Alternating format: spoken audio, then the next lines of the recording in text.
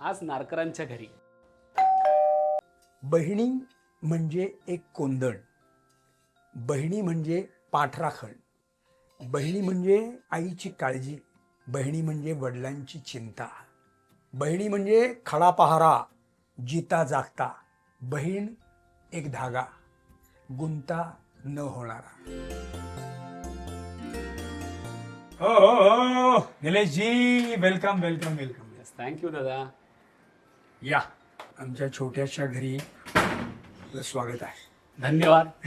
घर छोटं असलं तरी माणसं खूप मोठ्या मनाची आहेत आणि हे आम्हाला माहिती आहे. अभि दादा खूप छान वाटतंय कारण गेले काही वर्षे आपण एका विषयावर बोलत होतो की अभि दादा आपल्याला रक्षाबंधनाचा शूट करायचा आहे तुझ्यासोबत आणि तुझ्या ताईंसोबत, आणि ते राहत होतं शेड्यूल बिझी असल्यामुळे, पण आज तो योग जुळून आलाय आणि खूप आनंद होतोय आज मला तुझ्या घरी येऊन.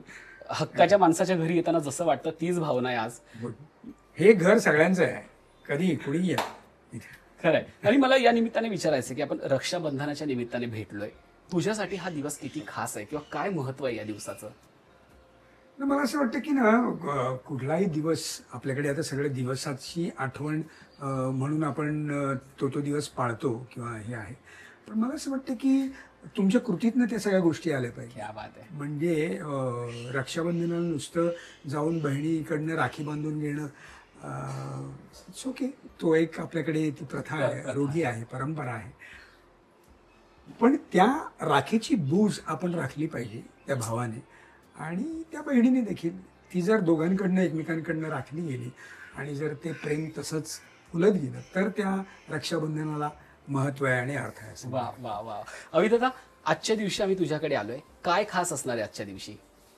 खास काही माझ्यासाठी ताई आमची काहीतरी गोडाचं करेल, गोडधोड, आणि फरमाईश असतेच माझी. आणि फरमाईश काय, मी जे सांगेन ते नेहमीच करत असते, आमची साधनाताई नेहमीच करत असते. आणि सेटवरती तिच्या हातचे डबे बरेच जण चाकतात आणि आम्ही ऐकलंय अनेकदा याविषयी. त्यामुळे माझा डबा फुल असतो आणि डबा माझ्या एकट्यापुरता नसतो, त्याच्यात 2-3 माणसं सहज जेवू शकतात. इतक्या भाज्या असतात. बरं, एका वेळेला तुला सांगतो, एका वेळेला आपल्याकडे पोळी भाजी म्हटली की पोळी भाजी असते की नाही, माझ्याकडे भाकरी, त्याच्यानंतर 2 भाज्या असतात, एक पालेभाजी असते आणि एक कुठली तरी गवार किंवा अशा पद्धतीची तृण भाजी जी असते ती असते, आणि एक उसळ असते, आणि प्लस वरण असतं, आणि प्लस तूप भात, असं सगळं सागर संगीत असं. आणि हेल्दी ज्याला आपण म्हणतो. येस येस, असं कारण की आता सध्या आपण खूप तब्येतीला जपण्यामागे आणि डाएट आणि हे सगळं झालं, तर असा एक डाएटने परिपूर्ण डबा तुझ्याकडे असतो आणि ते सगळं कम्प्लीट कुठेतरी ताईंचं श्रेय त्यामध्ये. दादा, आपल्या गप्पा सुरूच आहेत, पण किचन मधून काहीतरी आवाज सुरू आहे. आज काय फरमाईश केली आहे आणि काय खायला मिळणार आहे? काय नाही, मला बेसिकली गोड खायचं, तर मी गोड मला आवडतंच, ते मी कधीतरी ताव मारून खातोच. पण आज मी तिला सांगितलंय जरा गोडाचा, केळं बदाम वगैरे सगळं घालून असं छानपैकी प्रसादाचा शिरा कसा शिरा कर म्हणून सांगितलं. खरंच तो सण देखील तितकाच पवित्र आहे, त्यामुळे आजच्या दिवशी हा शिरा चाखायला आम्हालाही आवडणार आहे. चला मग जाऊया किचनकडे. चलो. वा. Slay in silver.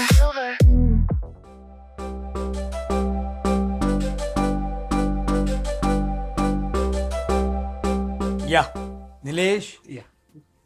आज रक्षाबंधनाच्या निमित्ताने आमची साधनाताई गोडाचा शिरा करते, मस्त केळं बदाम बिदाम सगळं वगैरे घालून. तुम्ही नेहमी सांगत असता की साधनाताईंच्या हातचं जेवण हे सगळ्यांना आवडतं, सेटवरती मेजवानी असते, तर याच साधनाताई.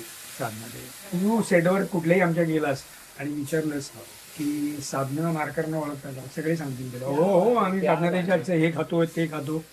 त्या ताई कशा आहात?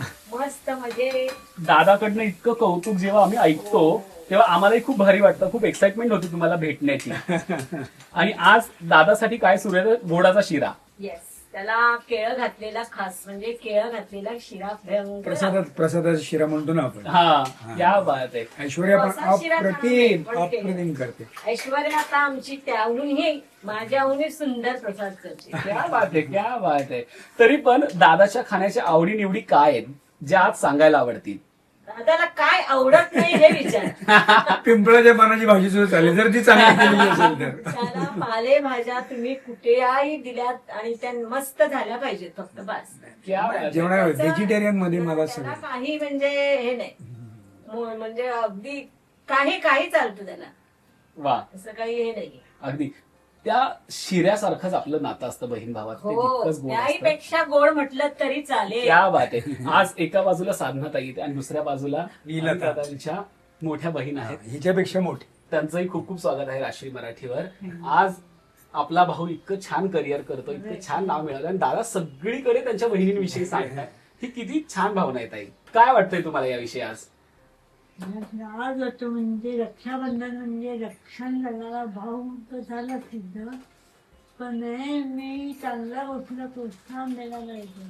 क्या बात आहे, क्या बात आहे. हे नको करू ते नको करू असं कोणाला अडवत नाही. वा जे चांगलं ते सगळं ऐकायच करतो. वा वा वा वा. आणि खूप छान वाटतं ना जेव्हा आपला भाऊ आपला आधार होतो, कारण की आपल्याला एक वडिलांचा आधार असतो, नंतर भाऊ आपला आधार होतो. म्हणून म्हटलं रक्षाबंधन नुसता रक्षण करताना तर चांगल्या गोष्टीला प्रोत्साहन द्यायला पाहिजे. क्या बात आहे. आम्ही दोघी माझ्या मोठ्या भावाची मुलगी आहे इथे सगळ्या त्याला गोकुळ त्याला पाहिजे. कुटुंब गोकुळ आवडतं, वा गोकुळ. वा वा. मलाही आणि एकतर बेसिकली ऐश्वर्याची मला तेवढीच साथ आहे. हो, हो. त्यामुळे हे सगळं शक्य होतं. ती खरं तर ती न्यूक्लिअर फॅमिलीतनं आलेली, आई वडील आणि ती असं, त्यामुळे तिला असं गोकुळ तिलाही आवडलं पहिल्यापासून. आणि घरात माणसं असली की घर खूप, भरल्यासारखं खूप, वाटतं. खूप. आपणही थोडं निश्चिंत असतो की आपल्या घरात Correct. कोणीतरी आहे. अगदी खरं.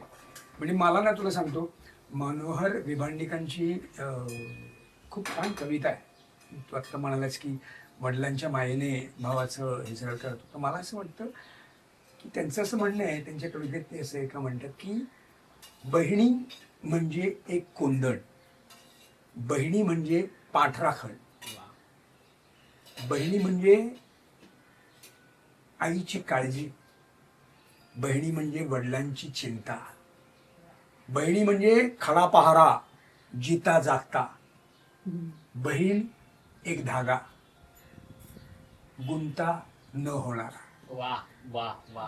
बहीण एक धागा गुंत्यातून सोडवणारा, बहिणी म्हणजे आईच्या छोट्या छोट्या प्रतिकृतीच, वा भरल्या घरातील फुलवाती.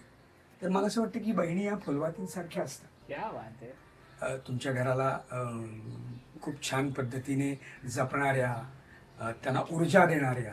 आता ही आमच्या घराची ऊर्जाच खरं आहे. आहे. सगळं आम्हाला कधीही कुठल्याही पद्धतीचं डाएट फॉलो करावं लागत नाही, कारण सगळं घरचं जेवण तुम्हाला जर मिळत असेल तर तुम्हाला कसलं डाएट आणि काय करायचं. तब्येती तुमच्या छान राहणं, पोट हे तुमचं निरोगी राहणं हे खूप छान सतत ते आणि सगळं एकीकडे सांभाळतात. आपल्या गप्पा सुरू आहेत आणि दुसरीकडे खमंग सुटलाय आणि तो खमंग आहे तुपाचा. तर जो तुम्ही मगाशी तूप घातलं त्या शिऱ्यामध्ये तसा तसा खमंग वाढतोय. आता शिऱ्याकडे जाऊया, बघूया शिरा कुठवर आलाय. अभि दादा, तुम्ही कधी किचन मध्ये रमता का किंवा स्वयंपाक करता का ताईंच्या मदतीसाठी? अभि आमचा चहा चहा आणि आणलेला चहा आणि तो प्यायलात की तुम्ही या. मरगळी आलेला माणूस फ्रेश होणार. क्या बात आहे. इतकं सुंदर चहा करतात अभि दादा. पण नेहमी करतात की त्यांच्या मूडवरती असतं? नाही नाही नाही नाही, मला उलट आवडतं हे. मला तू कोणी तुझं आलं असं ना की चहा मी बनवणार. चहा त्याच्या हातचाच पितात हो, सगळे हो. आलेले पाहुणे. क्या बात आहे, क्या बात आहे. अभि दादा, ह्या खुमासदार गप्पा होतच राहतील आणि तो शिराही आता पूर्ण झालेला आहे. तर मला असं वाटतं की आता आपण औक्षणाकडे वळूया आणि रक्षाबंधनाचा कार्यक्रम पूर्ण करूया. येस, झाला ना शिरा? Very good, very bye.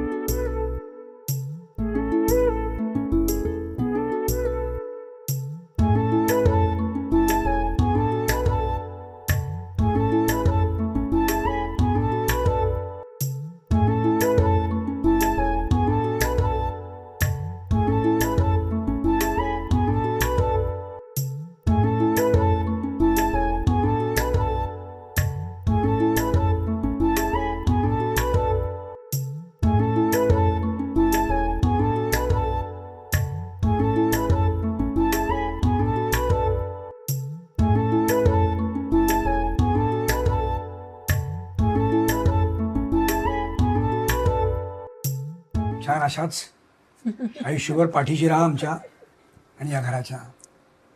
अभिदादा, Rakshabandhan झालेलं आहे, गोडाचा शिराई झालेला आहे. आता गोड गप्पांना सुरुवात करूया. खूप छान वाटतं ही फ्रेम बघून, कारण आपल्या पाठीशी आपल्या बहिणी असणं ही खूप मोठी गोष्ट आहे.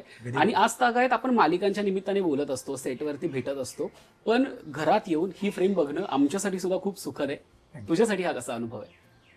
माझ्यासाठी काय, मला नेहमीच माणसं जितकी जास्त असतील तितके मला नेहमीच आवडतात. कारण पहिल्यापासून आपण चाळ संस्कृतीमध्ये लहानाचे मोठे झालेलो आहोत. त्यामुळे नुसतं स्वतःचंच घर नाही, बाजूच्याचं घर देखील, तिथली माणसं देखील आवक जावक त्यांची कायम सुरू असते. त्यामुळे कायम मला खूप माणसं, माझी माणसं म्हणण्यापेक्षा माणसं मला जास्तीत जास्त असणं, जवळ असणं खूप गरजेचं वाटतं. आणि सुदैवानेच मी म्हणेन की माझ्या 2 बहिणी माझ्या जवळ आहेत. क्या बात आहे. खरं तर 3 बहिणी आहेत माझ्याकडे. एका बहिणीचं लग्न झालेलं आहे, मोठ्या बहिणीचं. त्यामुळे तिला पण खरं तर आज यायचं होतं, पण आमच्या भाऊजींची तब्येत थोडीशी कुडकुड असते, तर त्यामुळे ती येऊ शकली नाही. पण आता मी जाईन, माझ्या सवडीप्रमाणे मी जाईन, सवडीप्रमाणे मला राखी बांधते, म्हणजे त्या आठवड्याभरामध्ये मी कधीतरी जायचं. आणि शेवटी त्या नात्याला ते दिवसाचं जरी महत्व असलं तरी आपण ते कधीही करू शकतो. आणि खूप प्रेम आहे माझ्या बहिणींचं माझ्यावरती. माझं आहे की नाही ते त्यांना विचारलं. डेफिनेटली आमच्या घरामध्ये माया, प्रेम या गोष्टीची अजिबात कमतरता नाही, खरंच. अजिबात आता सध्याचं डाएट वगैरे चालू आहे म्हणून, पण रात्री 11, 11:30 मला काही माहित नाही, पण मला असं वाटायचं की नाही आज मला येऊन हे करायला सांगणार गोड इंट्युएशन. हा, आणि मी ते करायची आणि तो एंट्री साधना आहे ते तयार आहे. क्या बात आहे.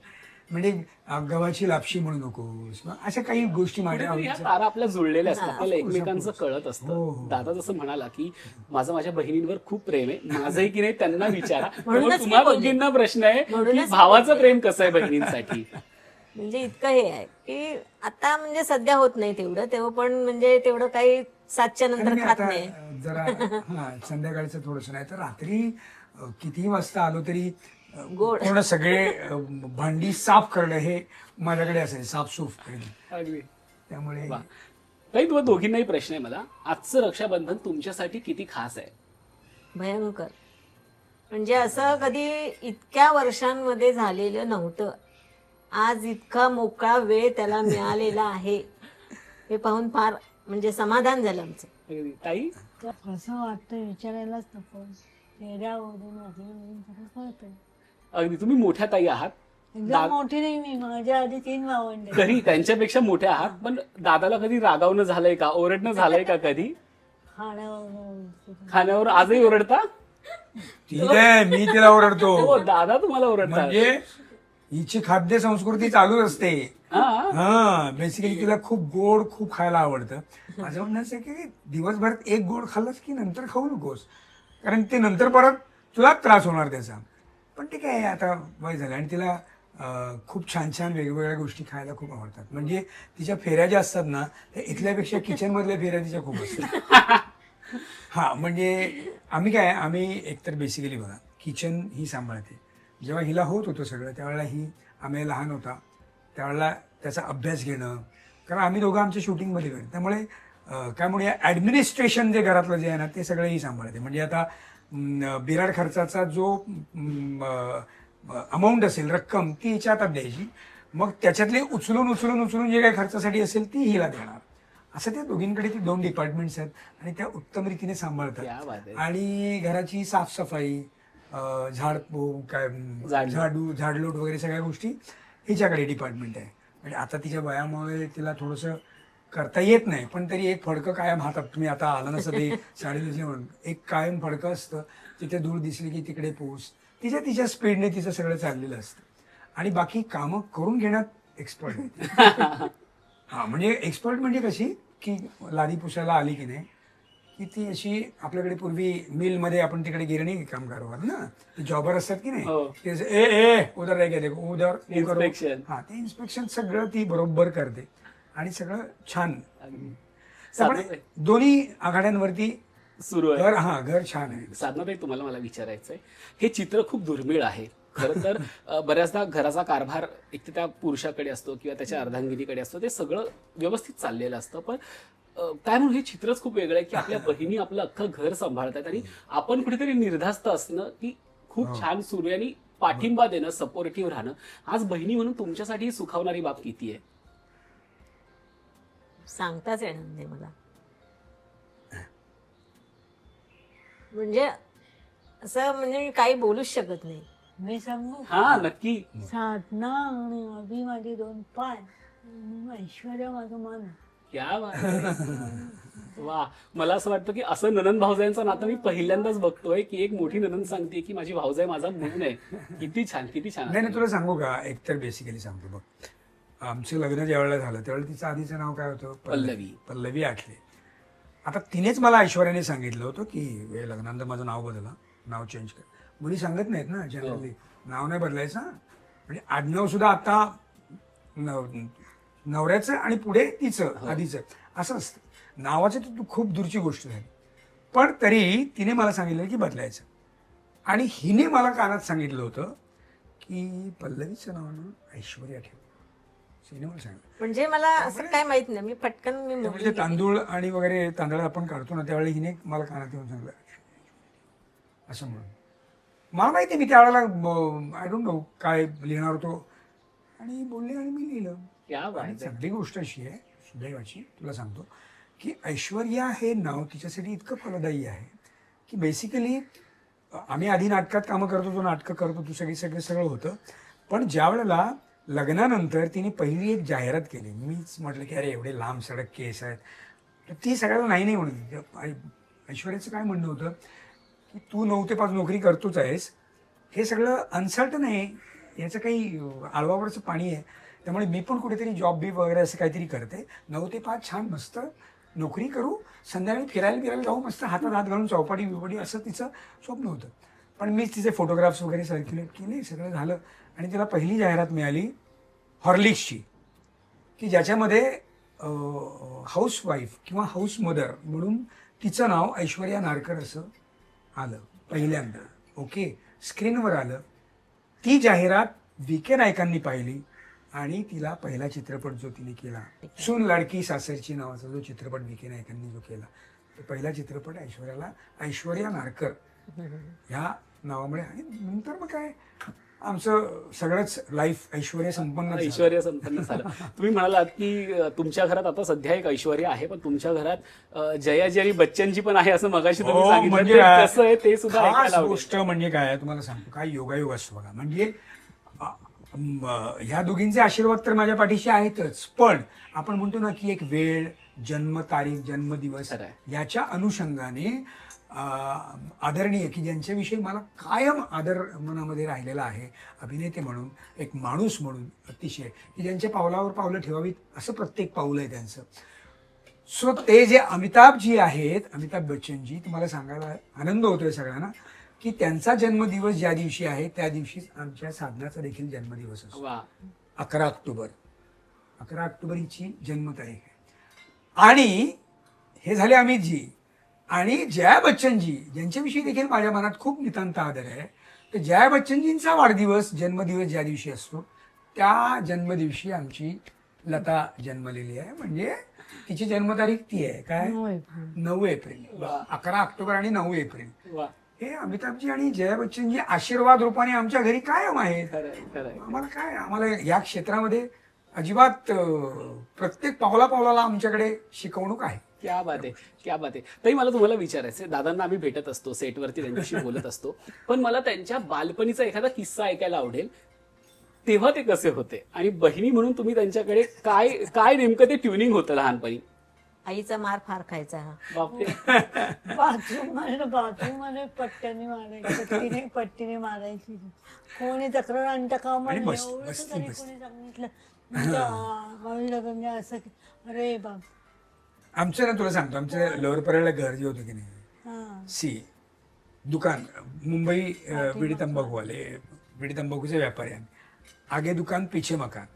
दुकान आणि घर असं मिळून टोटल आमचं 350 स्क्वेअर फीटचं घर होतं. आणि 350 स्क्वेअर फीट मध्ये किती माणसं आम्ही असू तुला वाटतं?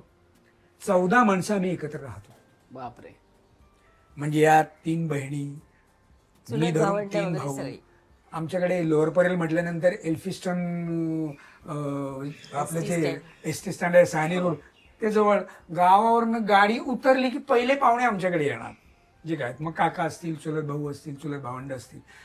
आम्ही लहान लहान होतो किंवा आम्ही जन्मायच्या आधी सुद्धा माझ्या आईकडे अनेक चुलत भावंड माझी लहानाची मोठी झालेली शिक्षण केलेली यांच्या हिच्या बरोबरीने किंवा माझ्या आधीच्या शिक्षण बरोबरीने. द्यायचं म्हटलं की आमच्याकडे चुलत बहिणी उपवास झाला लग्नासाठी ही कुठली त्यांचंही हा, bonding अजूनही लग्नाची- आमच्या बरोबर घट्ट आहे. हा, बोलणी चुलत बहिणी आणि- आता कितीतरी वर्षांनी आम्ही भेटतो कुणाच्या लग्नात ह्याच्यात कारण आता आमच्यापेक्षा त्या मोठ्या म्हणजे एक 90च्या आता आसपास आलेल्या आहेत, तरी पण एनर्जी ह्याच्याकडे बघून म्हणजे त्या आलाय असं म्हटलं, गावाला आलाय काय की सगळ्या त्या आल्या असतील त्या सासरून माहेरी येतात खास. दादाला भेटायला. हा, आणि आम्हालाही भेटायला अगदी अगदी अगदी. इतकं आमचं म्हणजे छान अजूनही.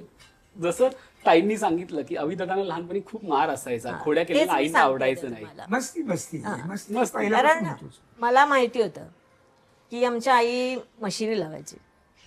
काय विचारायचं असेल, काही घालायचं असेल, त्याला सांगायचे आता मशीर लावते, जा पटकन मोरीत जा, आता मार हा, मिळणार कारण नाही. त्यामध्ये कसं असतं, मशीन लावताना माणूस फुल तंद्री. तंद्री तिची तंद्री लागलेली असायची.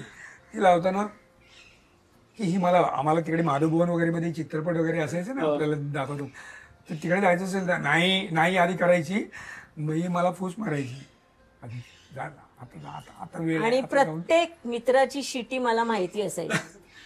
तर तिथे रवी किरण मंडळ जे त्याचं म्हणजे सुरू झालं हे, तर तिथली विजय टाकळे, परत आपला महेंद्र पवार ह्यांच्या शिट्या वेगवेगळ्या असायच्या, बिल्डिंग मधल्या मित्रांच्या वेगळ्या असायच्या. पण मी बरं संजय बोलवते तुला, तो बघ महेंद्र तिथे बसलाय, त्यांनी तुला बोलवलंय, तुला जसं कठडा असायचा त्या ह्याच्यावरती ते बसायचे, समोर ह्या नाही, बाजूला आमचं लॉकडाऊनचं दुकान. बीच समजा तिकडे दुकान होतं ना आमचं. रात्री 10 वाजले की ते येऊन बसायचे आणि शिटी मारायची की मी जा शिटी माजली तुझी जा आता. कारण वडिलांना आम्ही भयंकर घाबरायचो हो. त्याच्यामुळे, म्हणून मग हा बघा ते नाही तुझा. ताई तुम्ही आता मला सांगा की जेव्हा मगाशी तुम्ही म्हणालात की रात्री आल्यानंतर आई जागी असायची आणि आई त्यांच्या डोक्यावरती तेल घातल्याशिवाय झोपायची नाही, काय होतं, काय असायचं नेमकं तेव्हा? ते म्हटलं तो लाडका होता, तर इतका लाडका की वडील म्हणाले 3 वेळा पोरग कामात न जाईल, पैसा कामात न जातो तो मी बघेन, त्याला कधी अडवलं नाही तुम्ही. हे प्रेम, त्याच्याबद्दल कॉन्फिडन्स होता तिला. नाही आमच्याकडे एकांकिका वगैरे झाल्या की नाही, आम्ही आता महेंद्र वगैरे आमचे रवी किरण, आम्ही 2-2, 2:30 वाजता रिझल्ट लागायचे, त्याच्यानंतर रिझल्टच्या नंतर आम्ही यायचो ना, तो सगळे खिशातले पैसे घालून सगळे करायचं ना. तर 2-2, 2:30 वाजता मी आलो की आमच्या आईने भजी अमुक तमुक काय काय काय काय करून, आणि आईच्या हाताखाली मग ही असायची, तर ते करून सगळ्यांना त्या तेवढ्यात त्यातल्या त्यातच जेवून बिवून आम्ही मस्त मजा करायचो. म्हणजे सगळ्या मित्रांना ते सुद्धा घर आपलंच वाटत अगदी, असेल अगदी, अशा अगदी, वेळी. अगदी. साधनाताई तुम्ही सुद्धा तेव्हा त्यांच्यासोबत जागायचे जेव्हा ते एकांकिका करून यायचे वगैरे? झोपायचंच नाही आम्ही, तर तो आल्याशिवाय त्याच्या गप्पा ऐकल्याशिवाय आम्हाला झोप येत नव्हती. सगळं सांगायचं ना, नाटकामध्ये आज असं झालं तसं केलं, त्याच्यामुळे आई बरोबर आम्ही पण जागा असायचं. क्या बात आहे. अविदादा मला तुम्हा तिघांनाही पुन्हा एक प्रश्न विचारायचा आहे. नाती बदलत जातात. सुरुवातीला आपण बहीण भावाच्या नात्यात असतो, लहान असताना ते मैत्रीचं नातं असतं, हळूहळू ते बहरत जातं, आपण मॅच्युअर्ड होत जातो आणि एका वयाच्या विशिष्ट टप्प्यावरती आपल्या बहिणी आपल्या आईची जागा घेतात आणि आपला भाऊ आपल्या वडिलांची जागा घेतो. ही नाती पूर्ण बदलत जातात. मला तुम्हा तिघांकडनं ऐकायचं आता, ही नाती कशी बदललेली आहेत आणि दादा वडिलांच्या ठिकाणी कशा आल्यात आणि ताई आईच्या ठिकाणी कशा आल्यात? नाही एकतर बेसिकली मी मगाशी म्हटल्याप्रमाणे आमची आई होती. एक सांगतो तुला की माझी आई जवळजवळ 9 वर्ष पॅरालिटिक होती. पॅरालिटिक म्हणजे आत्ता हिच्या कशा पायात, हिला बघितलं की माझ्या आईचीच आठवण येते.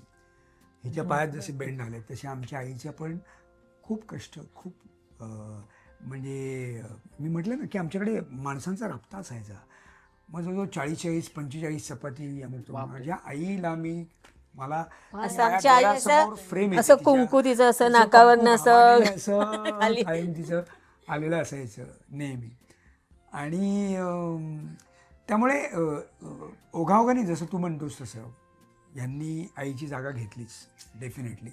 कारण आमची आई 9 वर्ष एका जागी होती, बाकी तिला काहीच प्रॉब्लेम नव्हता, ब्लड प्रेशर काही एकदाच तिचं कुठल्या तरी टेन्शनने पॅरालिटिक तिला स्ट्रोक आला आणि डॉक्टरांनी सांगितलं की त्यांना आता फिजिओ जास्त करायला भानगडीत पडू नका. का?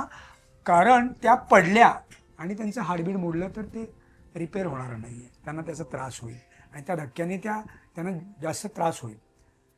त्यामुळे ती एका जागी होती, पण तिचं एका जागी सगळं करणं जे होतं ती या दोघी ऐश्वर्या आम्ही 9 वर्ष आम्ही ते सगळं करत होतो. आणि मग आईच्या नंतर आई असतानाच रादर जवळजवळ आईने किचन हिच्याकडे सोपवलेलं होतं. मी वयाच्या 15 वर्षापासून किचन सांभाळलं. ही काय वडिलांनी मला सांगितलं तुला काय करायचंय पुढे. ही म्हणाली मला शिकायचं बिकायचं काही मला नाही. kitchen SSC पर्यंत शिक्षण झालं, मला हे आवडतं ते मी करत, मग चल कर असं म्हणून तिने किचन त्यावेळेला सांभाळलं सगळं. म्हणजे आम्हाला आठवत नाही, म्हणजे आईने आत्ता सुद्धा अनेक माझ्या मोठ्या बहिणी किंवा कोणी जे येतील ते तिला विचारतात की ह्याच्यात काय काय आणखीन टाकायचं असतं, काय करायचं असतं. आणि तिच्या हाताला इतकी चव आहे ना की तिने असं डाव्या हाताने जरी काही बनवलं की नाही की ते अप्रतिमच होतं डेफिनेटली. ताई जसं दादा म्हणाला की आई असतानाच ती जागा तुम्हा दोघींकडे येऊ लागली, तसं तुमच्या बाबतीत दादाचं स्थान कसं बदलत गेलं? कुठला असा प्रसंग आज सांगा असं वाटतोय? वडिलांपेक्षा खूपच केलेलं आहे त्यांनी. खूप खूप खूप. भावंडांचं प्रेम म्हणजे भावंडांचं वडिलांच्या प्रेमापेक्षाही त्यांनी भयंकर केलेलं आहे. पूर्ण फॅमिलीसाठी, आमच्या दोघींसाठीच नाही, संपूर्ण कुटुंबासाठी. आणि ऐश्वर्याने कधी त्याला अडवलं नाही. तू माझं आहेस, माझंच बोल, हा कशाला करणे, बाकीचे कोण होत नाही, कधीच नाही. म्हणजे व्यवहाराच्या बाबतीत तो अगदी वडिलांच्या बरोबर सारखाच झालेला आहे. म्हणजे त्यांना पण हे पुढे कमी पडता कामा नये, त्याच्या अगोदरच ही चालू ही त्याच्यात गुण आहे वडिलांचा. आणि म्हणजे कधी नाही असं तो म्हणतच नाही कुठल्याच गोष्टीला. ते मग आम्ही तुम्हाला मगाशी सांगितलंच, नाही असं कधीच म्हणत नाही तो. पण कुठला असा क्षण आहे आयुष्यातला, दोघींनी मला सांगा, जेव्हा खूप अभिमान वाटला आपल्या भावाचा? कुठलाही प्रसंग असेल, मग तो करिअर मधला असेल, वैयक्तिक आयुष्यातला असेल, जेव्हा खऱ्या अर्थानं एक ऊर भरून येण्याचा क्षण असतो ना, की खूप अभिमान वाटतो आपल्याला आपल्या भावाचा किंवा आपल्या त्या नात्याचा.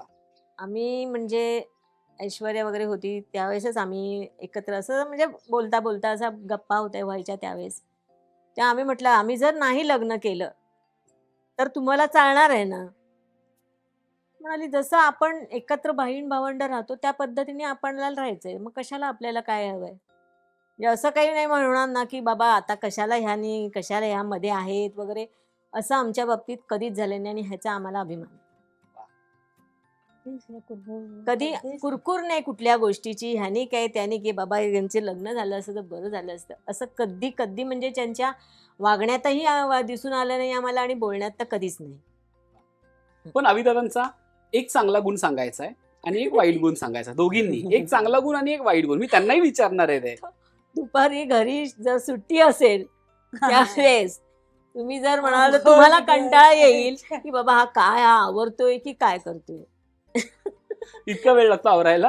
आवरायचं म्हणजे त्याचं जेवढं सगळं ज्या ह्याचे जे करायचं ते सगळं करतो तो. अगदी शूटिंग असेल त्यावेळेस पण घरी असला तर आणखीन जरा 10 मिनिटं.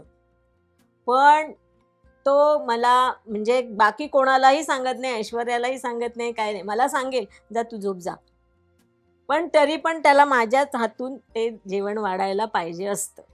ऐश्वर्या नाही वाढत दुपारची कधी, हीच वाढ. वा. ह्याचा मला फार अभिमान आहे. म्हणजे क्या बायको बात आहे. असून सुद्धा तो मला जेवायला वाढायला कोणती सांगतो. तक्रार म्हणून तक्रार म्हणून नाही, एक त्याला त्याला एक ती सवय झालेली आहे.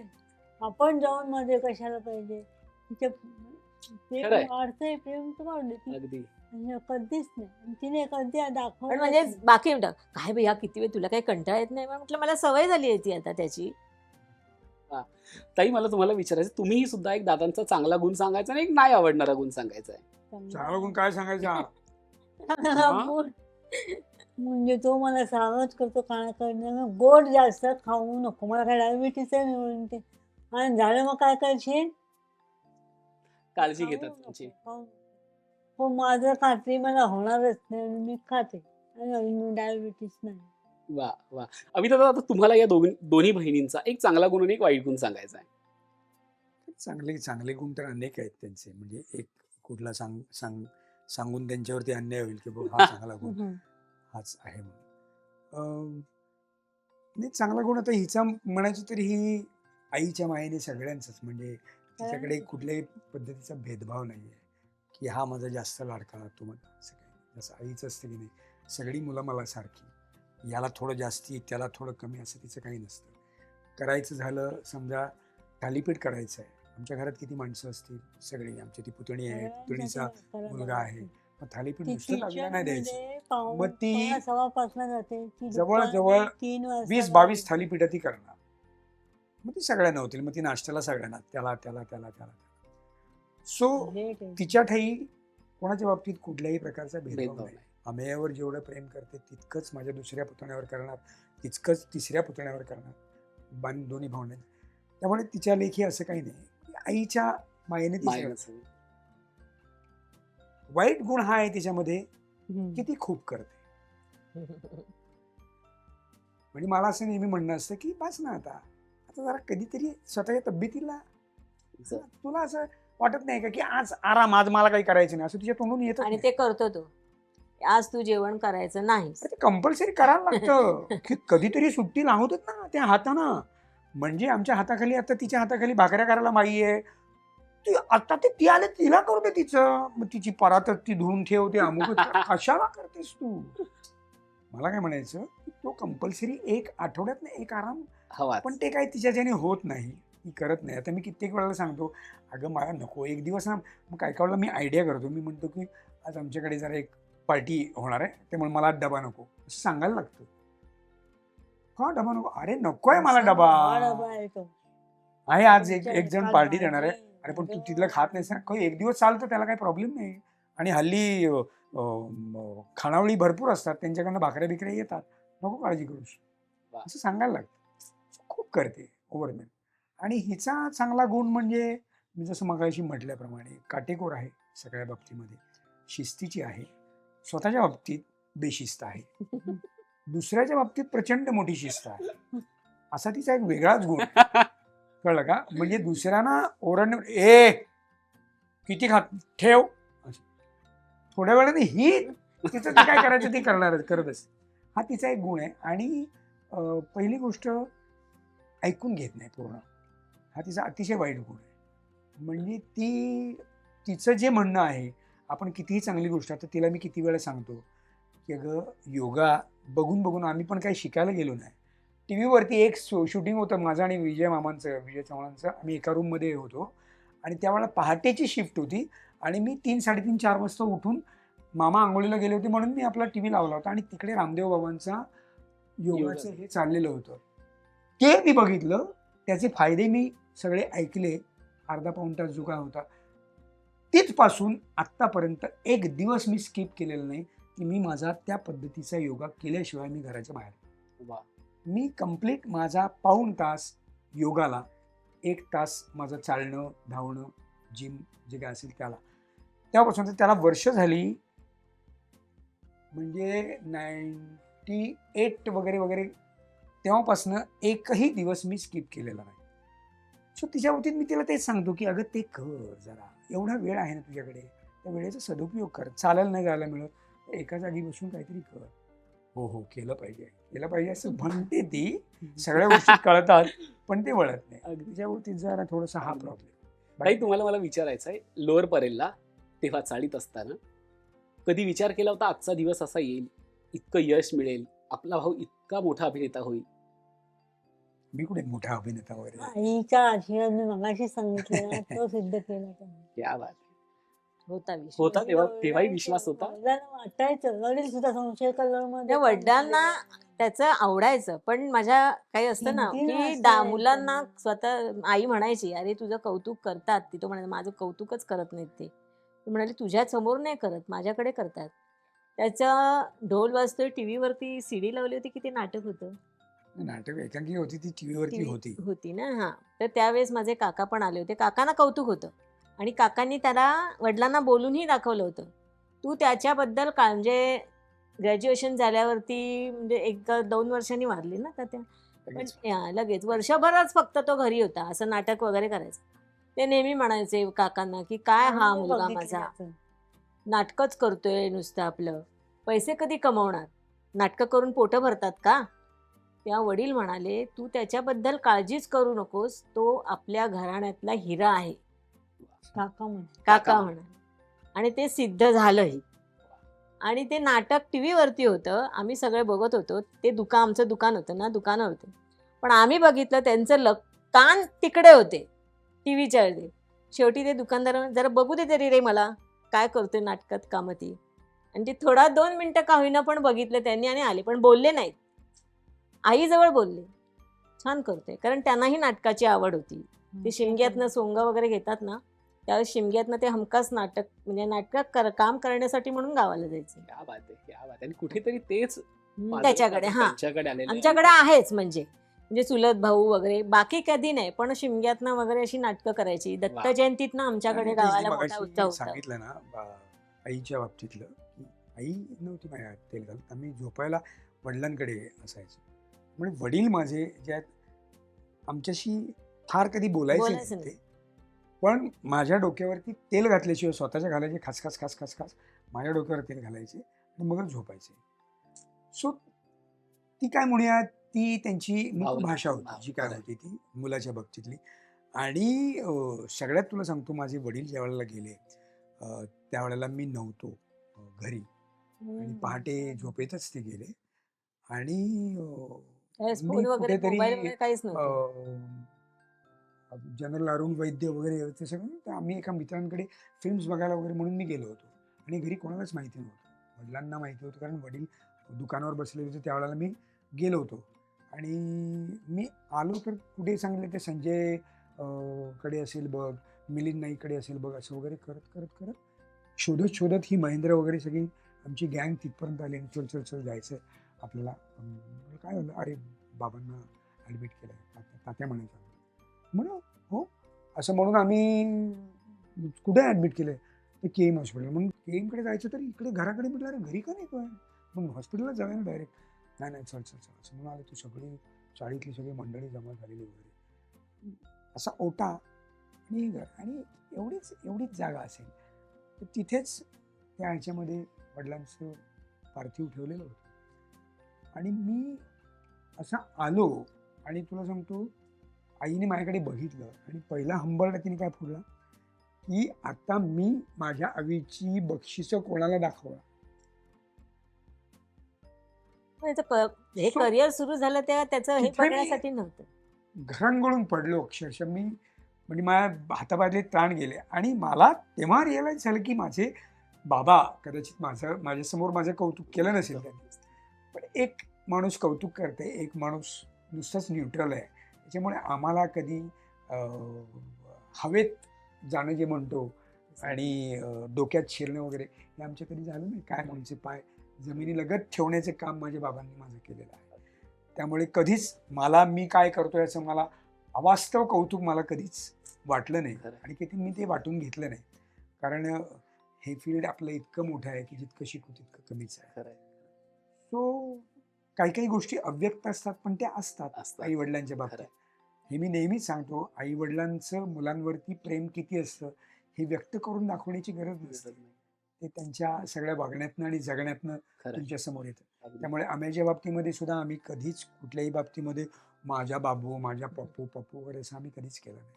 ते प्रेम आहे ते त्या एकमेकांना, आमचं एकमेकांना माहिती. अगदी सुंदर वाक्य वापरलं की अव्यक्त प्रेम जे असतं ना त्याला शब्दांची गरज शब्दांची नसते. गरज नसते. आजच्या मुलाखतीतही मला ते जाणवत आहे. हो. 2 बहिणींचं भावावर असलेलं प्रेम, भावाचं बहिणींवर असलेलं प्रेम ते अव्यक्त आहे. तरी तुम्ही बोलण्याचा प्रयत्न करताय, पण बऱ्याचदा असं होत आहे की शब्दांपेक्षा सुद्धा मनातले भाव काहीतरी वेगळं बोलून हो. जात आहेत. म्हणून जाता जाता मला एक शेवटचा प्रश्न तुम्हा तिघांसाठी, दादाला काय सांगायचंय आणि ताईंना काय सांगायचंय आजच्या या रक्षाबंधनाच्या दिवशी? आदर्शवत अशा या बहिणी आहेत.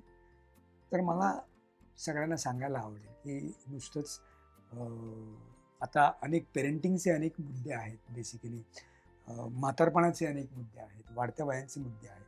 तर मला असं वाटतं की तुम्ही तुमच्या जवळची, तुमच्या नात्याची जी अतूट नात्याची जी मंडळी आहेत त्यांना शेवटपर्यंत असं घट्ट धरून ठेवा. ज्या पद्धतीने आम्ही प्रयत्न करतो आहोत आमच्यातलं नातं अबाधित ठेवण्याचा, याने काय होतं की जबाबदाऱ्या ज्या आहेत त्या ज्याच्या त्याच्या, तुमची एक जबाबदारी खूप अशी छोटी छोटी छोटी छोटी अशी वाटली जाते. आणि मग तुमच्यावरती बर्डन, तुमच्यावरती ताण फार कमी येतो. सो ज्या घरात अशी जवळची माणसं खूप आहेत त्या घरात ताण तणाव हे फार कमी आहेत.